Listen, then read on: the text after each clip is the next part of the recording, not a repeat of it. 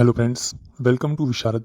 નવી પરીક્ષા પદ્ધતિ અંતર્ગત વિદ્યાર્થીઓના વારંવારના મેસેજીસ જોતા વિશારદના અધ્યાપકોની જે ટીમ છે એમણે અર્થગ્રહણ અંતર્ગત થોડું માર્ગદર્શન મળી રહે એવા આશય સાથે કેટલાક ખાસ પસંદ કરાયેલ પેરેગ્રાફ આપની સમક્ષ રજૂ કરતી આ શ્રેણીમાં આપ સર્વનું સ્વાગત છે. આવો જોઈએ આજે એક અગત્યનો પેરેગ્રાફ. પણ એ પહેલાં અર્થગ્રહણ જેવો સરળ લાગતો મુદ્દો પરીક્ષામાં શા માટે સમાવવામાં આવ્યો એ પણ આપણે જાણવું જરૂરી છે.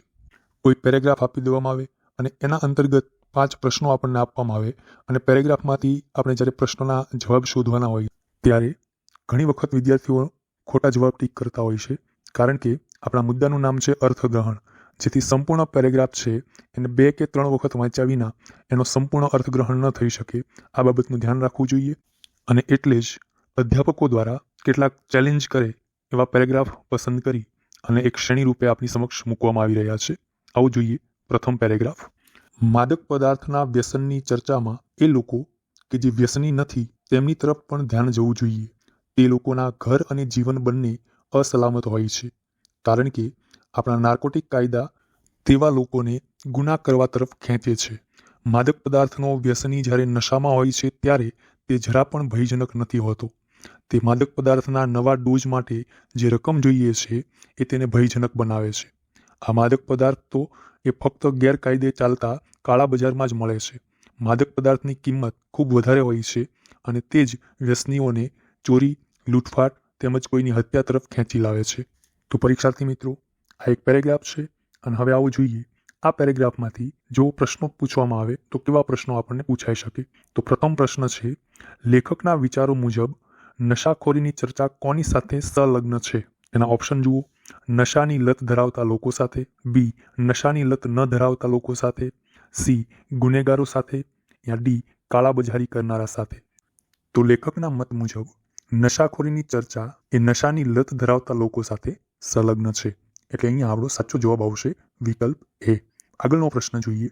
નશાખોરો ગુનાહિત પ્રવૃત્તિઓ આચરતા હોય છે કારણ કે એ નશાની અસર હેઠળ તેઓ સ્વનિયંત્રણ ગુમાવી બેસે છે. વિકલ્પ બી, તેઓ માટે ચોરી અને લૂંટફાટની આદત છોડવી મુશ્કેલ હોય છે. વિકલ્પ સી, નશીલી દવાઓ ખરીદવા તેઓને મોટી રકમની આવશ્યકતા હોય છે.